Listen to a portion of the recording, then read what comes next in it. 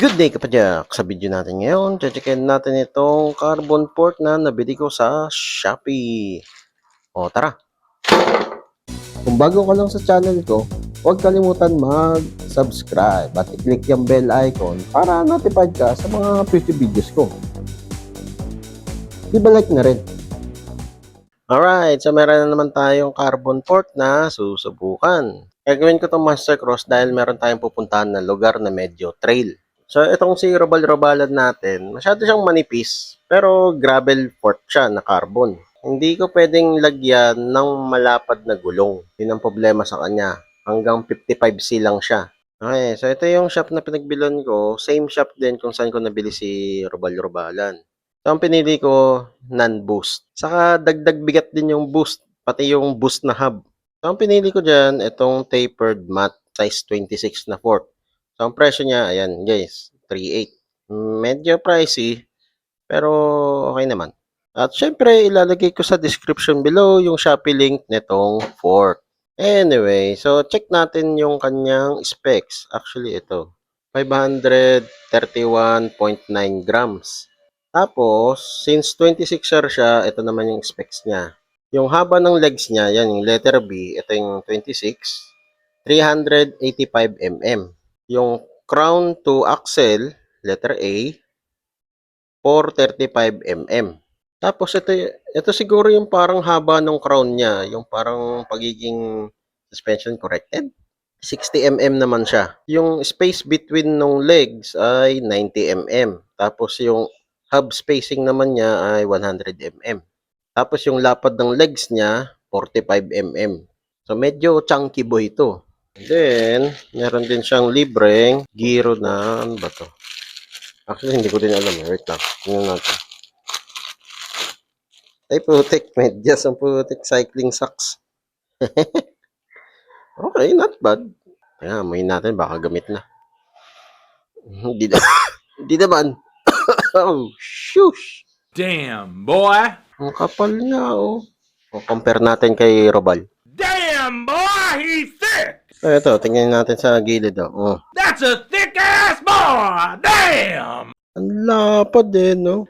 So, ang real world na timbang niya, guys, ay around 525 grams. Okay. Check natin yung leg flex. Okay. Matigas siya, guys. So, check natin yung vibration test. Ito naman siya steerer tube. Ganun din, carbon din. Tignan natin yung loob ng carbon. Sakto lang inipis, guys. Tapos, makinis din yung loob. Tapos, internal cabling din siya. Yan, mula dyan. Yan, dito yung lusot. Actually, mas maganda yung butas nito kaysa yung butas nilalagay dito sa loob para hindi magbe-bend yung housing o yung hydraulic hose. Ito, rekta na. Oh. Pag nandito yung caliper mo, pag ganun na lang. Wala nang bend. Tapos ganyan, pupunta siya dito. Dito lalabas. Wala akong nakikita mga imperfection. Okay yung mold. Okay yung pagkakagawa. Tapos itong brake mount niya ay post mount na nakarekta na agad sa 160 mm. Anyway, so tara. Kabitan natin dito kay Mountain Peak. Tignan natin yung magiging itsura niya dito sa wheelset na to na naka-Fox Trail. Okay, so ito na siya guys. God damn! Ang lapad, ang laki oh. Nanliit yung Fox Trail dito sa port. So kailangan talaga nito malaking gulong. So dun sa setup ni Robal, nakaslam yung stem, di ba? Medyo nararamdaman na yung pagiging 35. So kailangan natin maglagay ng spacer. Check natin yung itsura nito. Actually, not bad. Kung ganyang 30 mm siya, ano? Na spacer. Wow! Since Monster Cross ang binibuild natin ngayon, hindi na ganitong handlebar ang gagamitin natin. Ang gagamitin natin ay drop bar. Oh, wow! Oh boy. Eto na. Nakikita ko na ang magiging itsura niya. Yes, sir! So next, ito naman yung i-review natin itong drop bar na to na mukhang spaceship.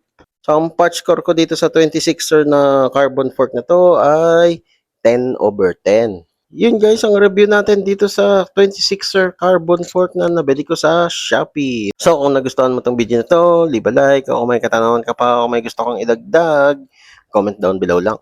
Okay, so yun lang. Ayos! Whee! O kapadyak, kung na-enjoy mo itong mga video ko, leave a like at i-share mo na rin sa mga tropa pips mo. Makakatulong ito sa channel. Kung gusto mo pa manood ng ibang video, ito, meron pa tayo. Hindi tayo nauubusan. Ayan, katulad nito, saka ito. Oh, nood ka na. Madami pa tayong mga video na i-upload. Kaya, mag-subscribe at i-click yung bell icon para notified ka sa mga future videos ko. Maraming salamat. See you next time.